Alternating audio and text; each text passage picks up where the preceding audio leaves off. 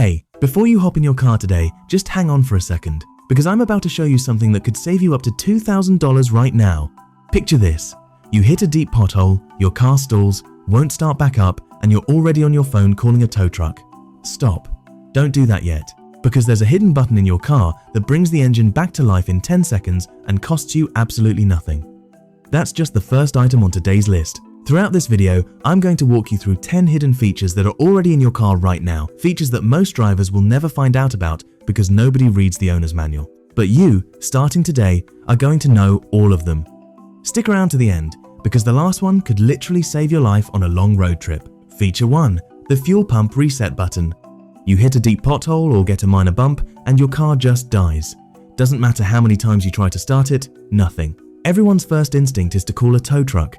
But a tow can run you $150, $200 or more if you're out on the highway. And the most frustrating part? There's absolutely nothing wrong with your car. A lot of people waste money because they don't know that every modern car has a built-in fuel cutoff system for safety. After an impact, the sensor assumes there's been a collision and shuts off the fuel pump to prevent a fire. Makes total sense, but nobody ever tells you about it. The secret is a red or orange button, usually tucked under the carpet near the passenger side footwell or in the trunk behind the side panel lining. It's hidden there so it doesn't get tripped by accident. All you have to do is find it, press it once, and try to restart the car. 9 times out of 10, the car fires right back up. This is in your owner's manual, but nobody reads it. Look for the section that mentions the inertia switch or fuel shutoff and write down where it's located on your specific model. Do it today. While you're home and relaxed, don't wait until you're stranded on the side of the highway at 11 at night to find out. Feature 2. The electric parking brake service mode. On cars with an electronic parking brake, that little button where the traditional handbrake used to be replacing the rear brake pads has become an expensive trap. If your mechanic doesn't know what they're doing or doesn't have the right equipment, they'll try to compress the brake piston by force. The result?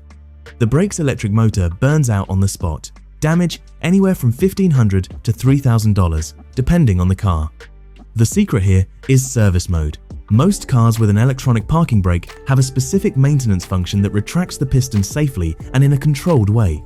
On many models, you access it by holding down the parking brake button while turning the key or going into the settings menu. On others, it requires a specific scan tool.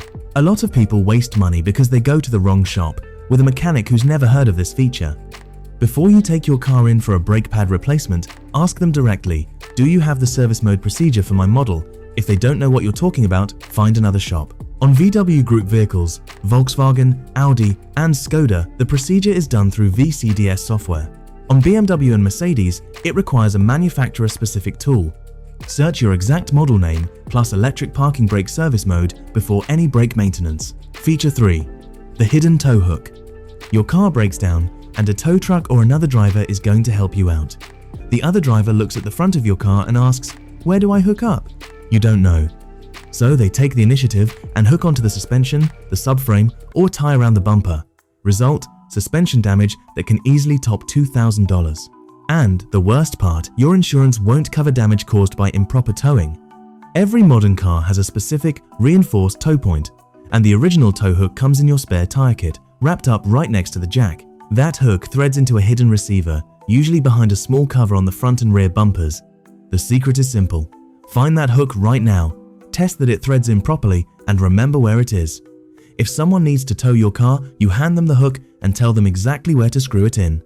Never let anyone tow by the suspension, the sway bar, the bumper, or any unofficial point.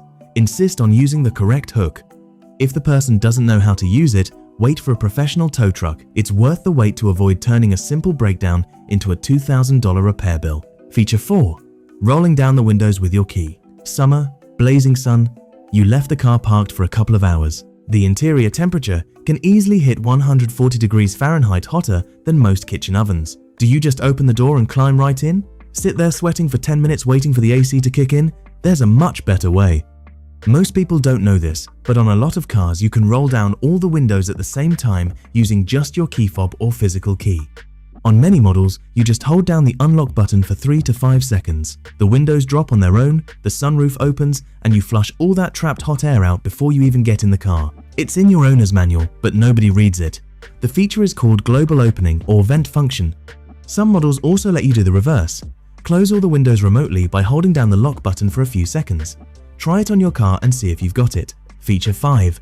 Sunroof recalibration. You replaced your car battery, simple, cheap job, and suddenly your sunroof won't close on its own, or it opens halfway and gets stuck. You take it to the dealership, they say it needs to be reset, and they charge you $200 or $300 in labor. Completely unnecessary. The sunroof has an electric motor with position memory, and when the battery is disconnected, that memory gets wiped. The motor forgets where the open and close limits are. The recalibration is a 10-second process you can do yourself. Open the sunroof all the way, then hold the close button down for an extra 5 seconds after the sunroof has already fully closed. You'll feel it give a slight bump that means the calibration is done. The exact procedure can vary by manufacturer. On some cars it's open all the way, close, and hold. On others it's close, hold, open, and hold again. Search your exact model name plus sunroof reset after battery replacement on YouTube and you'll have the specific steps in under 2 minutes. Feature 6. The extendable sun visor. You're driving late in the afternoon. The sun is hitting you right at eye level from the side. The standard sun visor doesn't cover it because the sun is coming from that diagonal angle between the windshield and the side window. You're squinting the whole drive, getting a headache, and it's a real safety hazard. This is already in your car right now, and 90% of drivers have never used it. The sun visor has a sliding side extension. You flip the visor down normally, then slide it toward the side window. It extends an extra 4 to 6 inches toward the door glass, covering exactly that blind spot where the side sun hits your face. It sounds almost too simple, but most people never even try sliding it because they didn't know that part moves. With the car parked, flip down the driver's side visor and try sliding it toward the window. On most cars that have this feature, it glides out smoothly. If yours has it, you just found something you're going to use almost every afternoon. Feature 7. Seatbelt height adjustment. Did you know that a seatbelt in the wrong position can completely cancel out your airbag's protection? If the diagonal strap crosses your neck instead of your shoulder, in a crash it can cause serious neck injuries. If it sits too far down on your chest, your body slides underneath the belt on impact. Experts call this the submarine effect, and the airbag can't do its job properly. Most rear seatbelts and many front ones have an adjustable anchor point on the B-pillar, that's the column between the front and rear doors. There's a button or sliding latch that lets you move the point where the belt feeds up or down. The correct position is this. The diagonal part of the belt should cross the middle of your shoulder, never the neck, never the armpit. Adjust it for your own body, and remember to readjust it whenever someone else uses that seat. If you can fit your whole fist between the belt and your body, it's too loose. If it digs in uncomfortably, it's too tight. A properly worn seatbelt sits firm and flat, crossing right across the middle of the shoulder. A 2-second adjustment that could make all the difference in a crash. Feature 8. Air conditioning sync mode. One side of the car at 65 degrees, the other at 74. You and your passenger argue about the temperature the whole ride. Each of you keeps messing with your own control. The car burns more energy trying to maintain 2 different temperatures across the zones, and nobody ends up happy. Cars with dual zone or tri-zone climate control have a feature called sync or dual. When you turn it on, the system mirrors the driver's temperature setting across the entire car. The secret here is that you set one comfortable temperature for the whole vehicle with a single touch argument over. To activate it, look for a button labeled Sync, Dual, or Auto all on the climate control panel. On some models, it's a physical button. On others, it shows up as an option in the touchscreen menu. Beyond the comfort factor, Sync also makes your AC more efficient because the system works in a coordinated way instead of constantly compensating for the temperature gap between zones. More comfort, less fuel burned. Turn it on. Feature 9. Windshield wiper sensitivity adjustment. A light drizzle and the wipers are going non-stop, squeaking across a dry windshield. Or a heavy rain starts and the sensor barely reacts, leaving you practically blind. Automatic wipers seem to have a mind of their own, always too fast or too slow, always at the wrong moment. Rain-sensing wipers have a sensitivity adjustment, and a lot of people waste money going to the dealership thinking the sensor is broken when it's just miscalibrated. The sensitivity is adjusted right on the wiper stalk. A rotating ring or dial at the base of the stalk lets you set whether the sensor should respond to light mist or only to heavier rain. High position, more sensitive, activates with just a few drops. Low position, less sensitive, only kicks in with heavier rainfall. If the sensor went haywire after a car wash or a windshield replacement, it might just be dirt on the optical sensor that's bonded to the inside of the glass. Cleaning it with isopropyl alcohol right where the sensor contacts the windshield fixes it in a lot of cases. Try that before paying for a service visit. Feature 10. The drowsy driver alert system. You're on a long road trip, it's 11 at night, the highway is straight and monotonous, and you don't even notice when you start to drift off. Drowsy driving accounts for a huge percentage of fatal highway accidents. And the real danger is that drivers don't feel themselves falling asleep. The body just slows down your reflexes without warning. Many cars from the last 5 years have a drowsiness detection system running all the time. The car monitors subtle patterns in how you're driving, small steering corrections that fall outside your normal pattern, slight variations in how you hold the wheel, irregular lane-keeping movements. When it detects a drowsiness pattern, it displays a coffee cup icon on the dashboard or sounds an alert suggesting you pull over for a break. During the first 30 minutes of a trip, the system learns your driving style as a baseline. After that, it starts comparing against deviations. It's not perfect, rough roads or uneven pavement can throw it off, but it has caught drowsiness in drivers who swore they were wide awake. When the alert goes off, take it seriously. A 20-minute rest stop could be the difference between getting home and not getting home. On most cars, this system is on by default. On some models, particularly Volkswagen and Ford, it can be toggled on or off in the driver assistance menu inside the digital instrument cluster settings.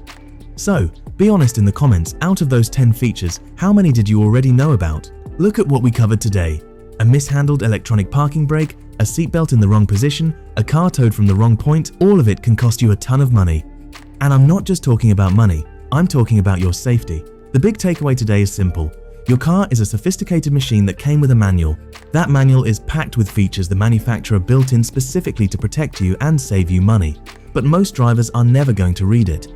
You just saved yourself at least 3 hours of reading and, potentially, several $1,000s in unnecessary repairs. From now on, you won't get taken advantage of.